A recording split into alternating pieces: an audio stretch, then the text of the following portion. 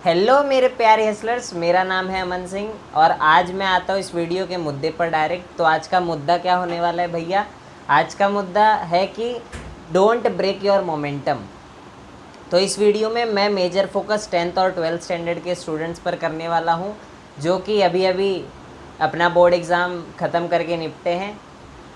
अब देखिए, ये अब आप ऐसा मत सोचिएगा कि ये वीडियो सिर्फ उन्हीं के लिए है। आप कोई एंट्रेंस की प्रिपरेशन कर रहे हैं या कोई भी पर्टिकुलर फील्ड में काम कर रहे हैं, ये वीडियो आपके लिए भी उतनी इम्पॉर्टेंट है जितना 10th और 12th स्टैंडर्ड के स्टूडेंट्स के लिए है। तो चलिए इस टॉपिक को अच्छे से समझते हैं।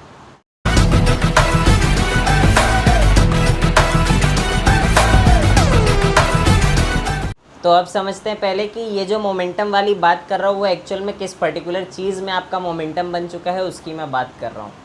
देखिए, मोमेंटम का जो यहाँ पे मैं बात कर रहा हूँ वो आपके काम में जो मोमेंटम बना है, ये लास्ट के 2 महीने या फिर 1 साल जो भी आपने प्रिपरेशन में एकदम ईमानदारी से दिया है। अब यहाँ पर हो सकता है कुछ बच्चे ऐसे थे जिन्होंने 1 साल कंटिन्यूसली एफ़र्ट दिए या फिर मेहनत करी अपने बोर्ड एग्ज़ाम्स के लिए, या फिर ऐसे भी लोग होंगे जिन्होंने लास्ट के 2 मंथ में काफ़ी ज़्यादा इंटेंस मेहनत करी है। बट अब यहाँ पर ये ध्यान रखना कि आपने जो कंटिन्यूस मेहनत करी वो उस पर्टिकुलर चीज़ में वो अच्छा स्कोर फोड़ने के लिए, या फिर जो भी XYZ रीज़न था आपका कि कुछ आपके मम्मी पापा ने रिवॉर्ड रखा होगा, उस पर्टिकुलर चीज़ के लिए आपने मेहनत करी होगी। बट ये चीज़ आपको नोटिस करनी है कि हाँ, वो पर्टिकुलर चीज़ जो भी मेरा रिवॉर्ड था या फिर एक अच्छा स्कोर फोड़ना था, उस पर्टिकुलर चीज़ ने वो लास्ट के 2 महीने में मुझसे इतनी मेहनत कराई कि मेरा फ्लो बन गया मेहनत करने में। अब मैं बात करता हूँ, ये जो मोमेंटम आपका बन चुका था वो क्यों टूट जाएगा अगर आपने ये जो वैकेशन है उसको फुल्ली इन्जॉय किया तो। अब देखिए, जब आप सिर्फ ये सोचोगे कि हाँ, ये जो 2 और 3 मंथ का वैकेशन मेरे पास आया है वो सिर्फ इन्जॉयमेंट के लिए है, तो फिर आप क्या करोगे? आप अपने काम में कोई भी टाइम नहीं दोगे। और जब आप काम में टाइम नहीं दोगे तो फिर आपका जो फ्लो था, जो आप 8 to 10 आवर्स लास्ट मोमेंट पे दे रहे थे, कंटिन्यूसली सिटिंग कर रहे थे, ये ज़रूरी नहीं कि सभी ने 8 to 10 आवर्स दिए हों, किसी ने 6 to 7 आवर्स दिए होंगे। तो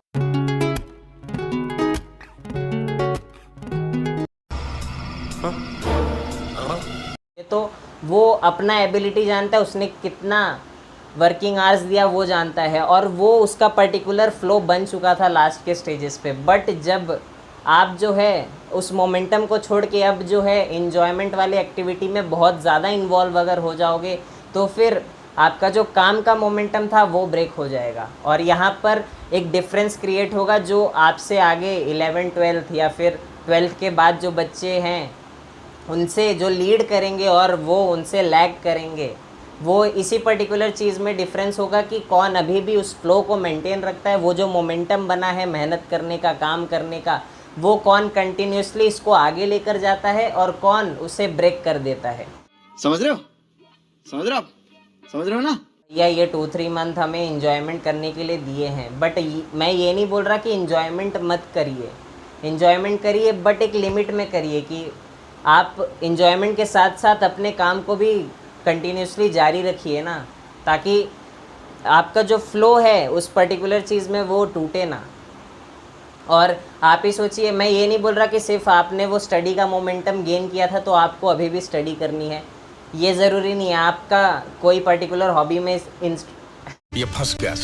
हो सकता है आपका किसी पर्टिकुलर हॉबी में इंटरेस्ट हो, तो आपको क्या करना है, उस पर्टिकुलर हॉबी का जो स्किल सीखना है उस चीज़ में आप उस टाइम को इन्वेस्ट कीजिए। वो जो काम करने का फ़्लो था उस फ्लो को, इस स्किल को डेवलप करने के लिए यूटिलाइज़ कीजिए।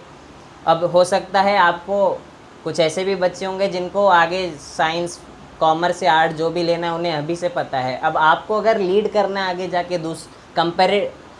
मुंह से सुपारी निकाल के बात कर रहे बाबा, दूसरों के कंपैरिजन में अभी से ही हेड स्टार्ट लेना है अच्छा खासा, और उनसे आगे जाके मीन्स हमेशा लीड ही करना है, तो आप ये कर सकते हो कि डेली वो जो 2 आवर्स है वो अपने काम में दे दीजिए। मीन्स आप थोड़ा थोड़ा स्टडी करते रहिए उस पर्टिकुलर फील्ड का। मीन्स आप साइंस में जाने वाले हो तो आप साइंस का कुछ चैप्टर उठा लो, कोई भी टॉपिक उठा लो, उसकी स्टडी करो, देखो कि एक्चुअल में साइंस में कौन कौन से चैप्टर हैं, कैसी चीज़ें हैं। तो ये जो आप टाइम इन्वेस्ट करोगे तो फिर आपका मोमेंटम जो है वो एक्चुअल में बना हुआ था और अभी भी मेंटेन रहेगा। अब हो सकता है ये वीडियो थोड़ा सा लेट आ रहा हो, तो अभी आपने 2 और 3 वीक्स थोड़ा इन्जॉयमेंट कर लिया हो तो कोई प्रॉब्लम वाली बात नहीं है। आपको वो मोमेंटम फिर से बनाना है, क्योंकि यार देखिए कोई भी अच्छी चीज़ जो है वो एफ़र्ट डिमांड करती है, और मैं आपसे मेहनत करने के लिए बोल रहा हूँ, वो काम का प्रोसेस जो है कंटिन्यूसली मेंटेन रखने के लिए बोल रहा हूँ, तो वो एक अच्छी चीज़ है और ये चीज़ एक एफ़र्ट डिमांड करती है। अब आपको ये डिसाइड करना है कि मैं वैकेशन के बाद फिर से टाइम इन्वेस्ट करूँगा एक्स्ट्रा इस मोमेंटम को बनाने के लिए, या फिर अभी से फिर से मैं एफ़र्ट डालता हूँ। यार थोड़े दिन का ही ब्रेक है अभी, मेरा जो मोमेंटम था उसमें जो ब्रेक आया है वो काफ़ी कम डेज़ का है, तो फिर से मोमेंटम बनाने में ज़्यादा टाइम नहीं लगेगा। बट वहीं अगर मैंने 2 और 3 मंथ का गैप ले लिया तो फिर से वो मोमेंटम बनाना काफ़ी टफ़ चीज़ हो जाएगी। मीन्स स्टार्टिंग में अगर मान लेते हैं 3 मंथ के बाद आपका कॉलेज स्टार्ट हुआ तो आपका हो सकता है 15 या 20 डेज सिर्फ मोमेंटम बनाने में लग जाए, या मेहनत करने का जो मोमेंटम था उसे बनाने में लग जाए। बट वहीं अगर आपने अभी से स्टार्ट किया तो हो सकता है ये 15 to 20 डेज़ में अभी जो वैकेशन है उसमें आपका मोमेंटम बन जाए, और फिर उसके बाद आपको रुकना नहीं। ये जो फ्लो आपका बन चुका है इसे कैरी फॉरवर्ड करते रहना है, और फाइनली जब आप कॉलेज में पहुंचेंगे तो फिर आप ये 15 to 20 डेज़ का जो गैप है, अब ये ज़रूरी नहीं है कि वो जो पर्टिकुलर पर्सन है उसका मोमेंटम से 15 या 20 डेज़ में ही बन जाए, हो सकता है उसे 1 मंथ लगे, 1.5 मंथ लगे। तो यहाँ पर देखिए एक डिफरेंस क्रिएट हो जाएगा, आप उससे लीड कर रहे होंगे और वो 1 या फिर 1.5 मंथ आपसे पीछे रहा होगा। तो आप क्या समझ पा रहे इस चीज़ के इम्पोर्टेंस को, कि अगर मैंने अभी से मोमेंटम पकड़ लिया या फिर जो मेरा मोमेंटम था उसे मैंने ब्रेक नहीं होने दिया तो कितना ज़्यादा बेनिफिट है। और यार ये जो काम का मोमेंटम है वो हमेशा मेंटेन ही रखना है आपको, क्योंकि पता है आपको अगर आपको उस अल्टीमेट गोल को चेस करना है तो ये जो मोमेंटम है वो कभी ब्रेक नहीं होना चाहिए। तो यार आई होप सो ये सारी बातें जो मैंने बताई आप समझ गए होंगे, और क्या चीज़ें करनी है आपको अब वो आप समझ चुके होंगे। समझ रहे हो? समझ रहे हो आप? समझ रहे हो ना?